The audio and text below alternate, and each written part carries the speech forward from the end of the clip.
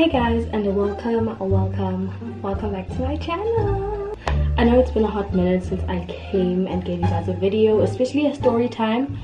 So I'm back and I really want to run through the story because I know that it's kind of long. I did try to film this video a couple of weeks ago and my battery died before I finished it, so I'm really trying to finish the story and actually probably upload tonight. Okay, so let's get right into the story time. This story is, as you can see from the title, about the time where I essentially broke girl code. Okay, but don't judge me just yet. Okay, actually judge me because I was wrong and I still feel guilty about it. Actually, I still feel guilty, but you guys are gonna hear this whole mess, child, because the reason why I'm talking about it actually is to get it out of the way, because I kind of still think about it, not like all the time, but when I do think about it, I'm like, damn, I can't believe this happened.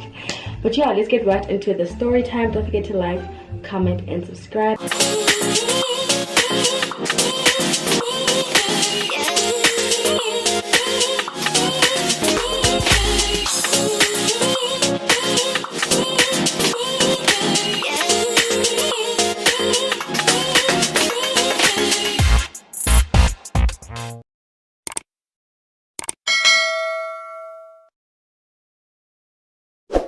I'm having a glass of wine.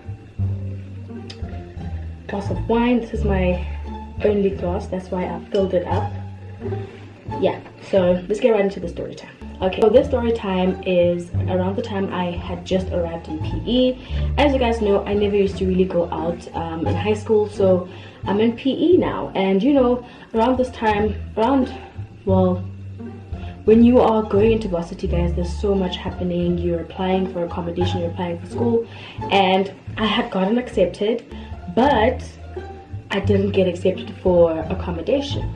Okay, so my parents brought me here, and around this time both my brother and I were coming to PE. So we were both coming to PE and he got accepted for res, I didn't. So we had to make like a plan essentially for me, and it was kind of tough because we had to actually go to the school and try to negotiate, try to see if they can let me in, but unfortunately they couldn't. So my mom remembered that she has a family friend who essentially I grew up knowing. She's like an aunt to me. Okay, yeah, we're gonna call her my aunt. She was like, she was there to sort of like help us enroll. And I remember there was a point where we were trying to like sort out registration and stuff like that. So she was like, oh, actually my nephew works here at school, so you guys should go to him and he can sort you out in terms of registration. Okay, so just picture this whole thing. I know I'm rushing through it, but just picture it. So now our aunt takes us to meet her nephew. So we meet her nephew. I'm gonna call him D, not for any particular reason, guys, no. I'm just gonna call him D. So we meet D, and he's nice enough. Like, he's like, okay, he shows us the ropes, we register, whatever. So you can already see that whole setup. Like, I'm meeting this guy is like I'm meeting my brother. Yeah, well, so finally I meet D. He sorts us out and we register. And then the conversation about me and accommodation comes up, and we're like, what are we gonna do? And then Magazi, our aunt, was like, actually I have a place here in PE, and fortunately one of my daughters, she has two daughters, one of my daughters is also studying here, and actually her best friend will be staying with her as well. So it makes sense that you just join everyone, because already, you know, there are students at the house. So I was like, okay, if my parents are willing, cool. You know, they were like, okay, sharp, let's do this. And they obviously had a conversation about like rent, expenses, all of that stuff. So I get fine. Now everything's happening so fast. Like, I'm literally going to now be dropped off at Magazi's place. Magazi's daughter, which we're gonna call Bella. I don't know why my phone is buzzing, child. I'm gonna call her Bella for the sake of the story. Bella is Magazi's daughter, whom I also have known my entire life. Like, at most we consider each other as cousins, like her sister and like me and my brother, we consider each other cousins because our parents have known each other for like our whole lives, you know. I remember when we were all like kids, guys, like babies, where we couldn't even write our names down. Like, that's how long we've known each other. So it made, in as much as we had drifted apart because I moved to Mthatha, I left East London, I moved to Mthatha, and they were still like, we drifted apart, but like this was an opportunity for us to like reconnect. So I saw Bella, you know, everyone was excited. I was excited to you know, rekindle our friendship or family don setup, and her best friend was there, so it was like, you know, a bonus because I get to make 2 new friends when I just arrived in PE. You know, I had people that were going to show me the ropes essentially, and honey, that they did. Shout out to them because they literally made my first year exciting. I didn't know anything, guys, about going out drinking. I didn't even know what gin and juice was. They showed me the way. Shout out to them. But anyway, I meet Bella, I meet her best friend, and we all settled in the house. It was a beautiful house. Beautiful, it still is. Beautiful house. It was literally like a dream to be a student living in a house that nice. First year, I had my own room. They shared a room because obviously they're besties, so it made sense that they, you know, have their own space. And then I had mine, which sometimes did make me feel a bit left out, you know. I'm also like someone who doesn't mind being alone, but when you live with people and you're always locked up in your room, it's kind of weird at the same time. So yeah, that was part of the dynamics that we had. So okay, I get fine. Yeah, we all settle, everything is great. Now you guys remember G, right? I keep calling him G and D. Okay, let's just call him G. You guys remember G, right? The nephew. Now what happened then, we used to have like a normal life setup. I go to school, everyone goes to school, and then Saturdays we're probably chilling or whatever, but Sundays were like traditional. Sundays were like standard. My guys would be around. We would go to church because my dad is also like a Christian mom, so we go to church, and then we come back from church, we cook, we make Sunday lunch, everything, then we watch Aspire. Like, they were always like, Sundays were like standard. Those were our Sundays. So we kept that tradition, and eventually G started joining the Sunday routine. I get sharp, everything is great. G is like is a Xhosa guy, guys. He's very good looking, but remember, I met him as like a brother, so that is the mentality that I had when I saw him, right? And now another thing, in as much as it was Magazi's house, Magazi worked in Joburg. Like, she traveled a lot, so I think the first half of, not even the first half, like the first term, she was around, and then after that she would just not be around. We would have the house by ourselves. That's when we were like grooving, going out, and eventually like we'd all go out, including G. Now I didn't know much about G, right? But he has started joining our Sunday tradition, and then I think at some point the girls were like talking, you know, just us girls talking. In as much as I didn't know anything, we started talking about like G, and they mentioned that he has a girlfriend. And at some point it was like, you know how girls, guys, they talk, you know, like, yeah, G is kind of doing dirty, not like being spicy, but like he wasn't treating his girlfriend right. And as the cousin, she wasn't happy about that, so she was like essentially calling him out, but don't do that. And they mentioned that the girl's really sweet, she looks like a celebrity, she's super nice. I get fine, get sharp. I didn't really make much of it because I don't know these people. Okay, so we continue with our usual Sunday routine until eventually the girlfriend started joining the routine because the family knew her essentially. So she started joining our Sunday vibe, ne? I get fine. She joins the Sunday routine, we go to church with her, come back, we all cook, we eat, we watch Aspire, everything is sweet. And she's actually a super nice girl. Like, I met her, like the first time I met her, she was super nice to me. I was like, wow, what a nice girl. I even thought she was older, but turns out like we're all around the same age. Everything is great. Oh my gosh, it starts like not being around. That's when like groove started being a thing. We'd have people over, we would like buy drinks and drink at the house, and we'd even go out, like all of us would go out. So this one night, we all planned to go out. G comes over with his girlfriend, everyone's getting dressed, and I think the girlfriend is like moneyed, like she's rich, because she had like the latest iPhone, and she had all like the expensive makeup before I even knew about makeup. But I knew that I had an interest in it, which around the time was like not a thing. So when I saw her makeup, I was like, oh my gosh, you have this, you have MAC, you have da da da. And she was like, yeah. And she was nice enough to like share with me. She was like, here's a lipstick. And yeah, she was that nice. She was like that much of a nice girl. So anyway, we all got ready to go out. Everything is nice, you know, we're feeling the vibe. We're pre-drinking, we're playing music, everything is fun. And G had came with a friend, a guy friend, who was cute. So he showed a bit of an interest in me. I was like, okay, cool, you know, let's do it. Like, let's see what it's all about. Okay, fine. Okay, we get dressed, and we go to Gandhi's. Please comment down below or like this video if you know what Gandhi's is. Okay, Gondwana was like the club in PE. We don't really have clubs in PE anymore.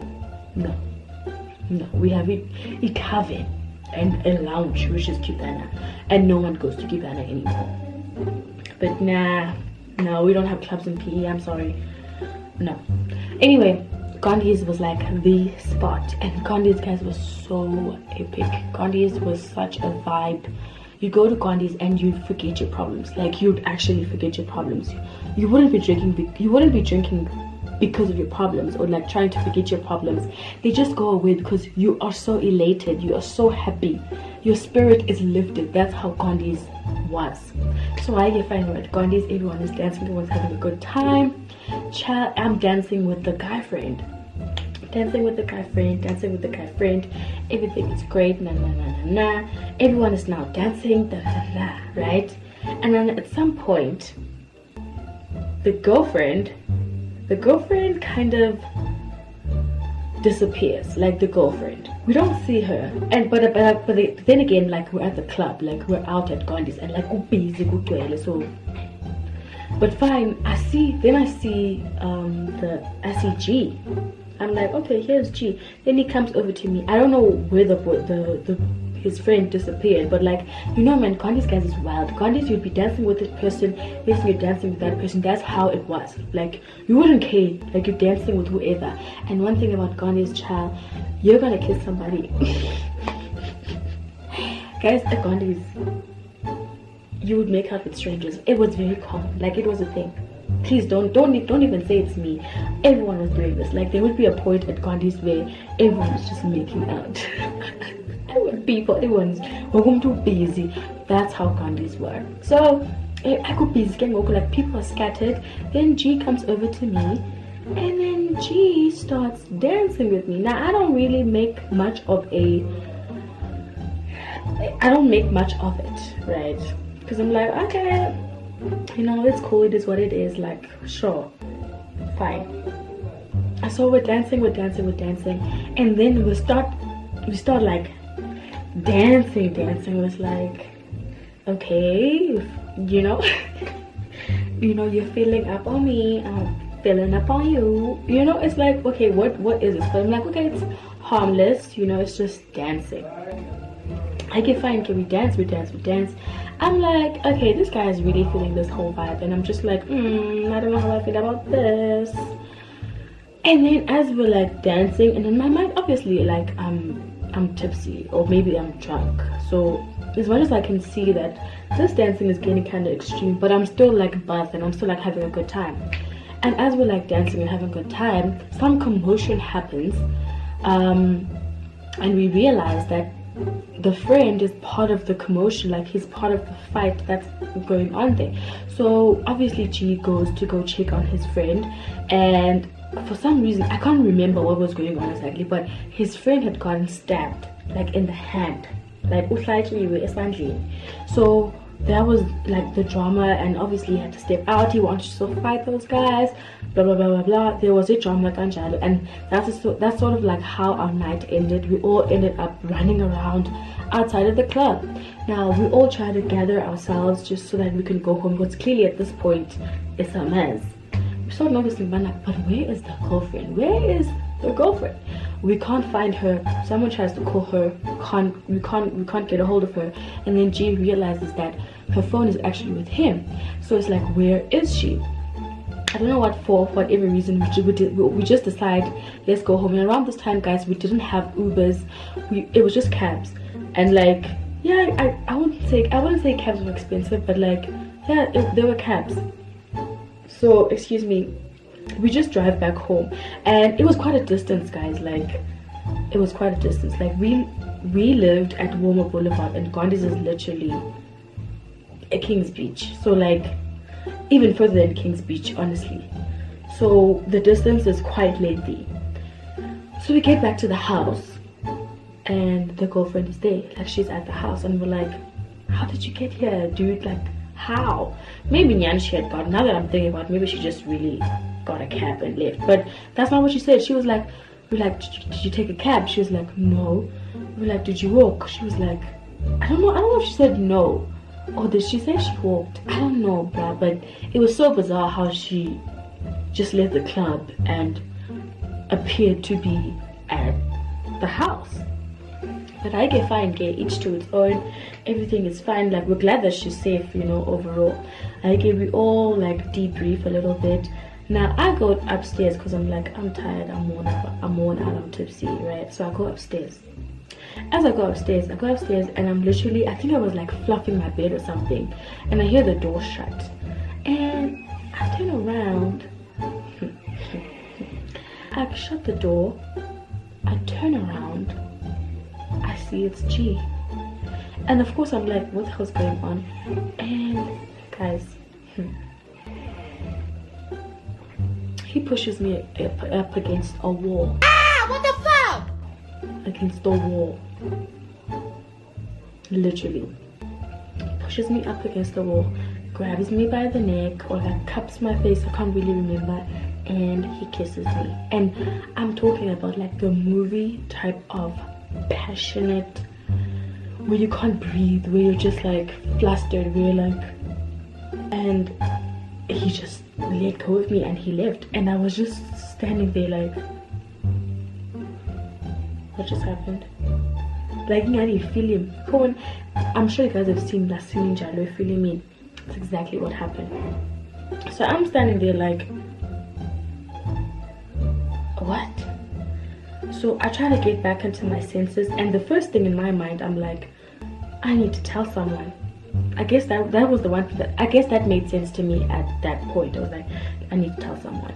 So I quickly just leave the room.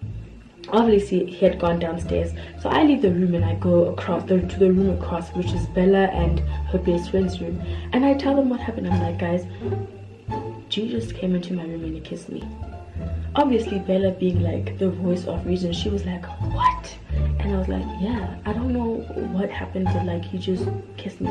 She's like, okay, listen, let's just sleep, we'll talk about it tomorrow, let's just leave it here. Okay, you go to your room and sleep, child. I was like, okay, cool. Just make, and like she was very like, make sure that you sleep, you're alone, everything. I was like, how do you say, comprende? Like, roger that, essentially.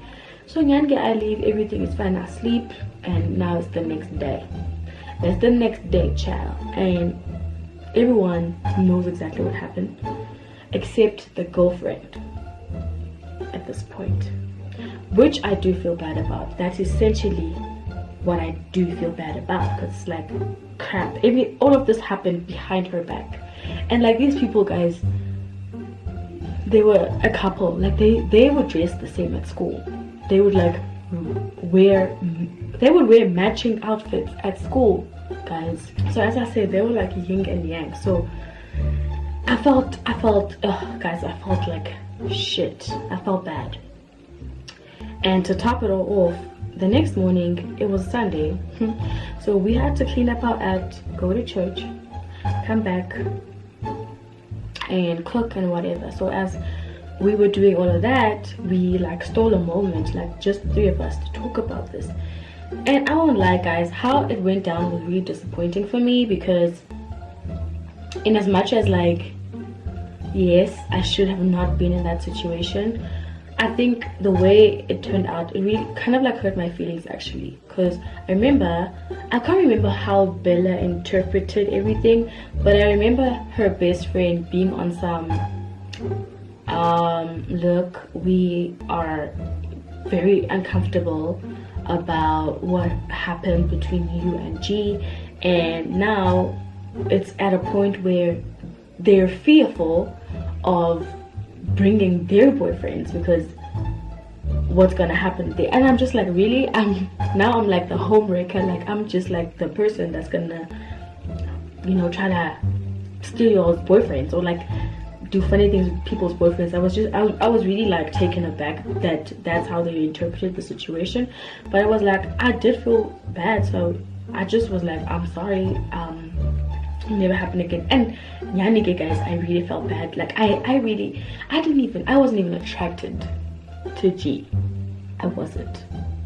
Yes, he was a good looking guy. Yes, he was attractive, but I never thought of him like that. Like I would never just be like, wow, damn Khalil. No, I never felt that at all about him. So I get fine. I was like, it'll never happen again, blah blah blah. I don't know if they had the conversation with G and like heard his side of the story or like reprimanded him. I don't know. I was just like, okay, cool. And it would after that, it was just so weird for me, to the point where I did feel the need to move out, which I did. Like I really was like, I feel bad and I feel like I'm being looked at as like that person. But apart from that, like I think because I had just started like a new chapter, and now I'm living with other people, I'm trying to fit in with their lifestyle and how they did things. It was really hard for me. It really like messed me up in the head. I remember like I would be so depressed, like guys, like even when we would be drinking, I would feel so out of place. I literally just hated, I'd get to a point where I just hated my life, because I wasn't accustomed to it. Yes, I was happy that, okay, now I have freedom, I'm going out, blah blah blah, but I felt like I entered someone else's life. You know, I wasn't finding my own vibe in varsity. I had to just squeeze myself into someone else's life. So I literally, fortunately, hustled away to get into res, like off-campus res. That's when I started living at South Point. So I was like, thank you for everything, I'm out. And my parents were like, okay, if you feel like you want to live on your own, then fine, do it. And then yeah, that's essentially how I found my own tune in varsity. Like I didn't feel like I was an extra, you know, and I didn't like that.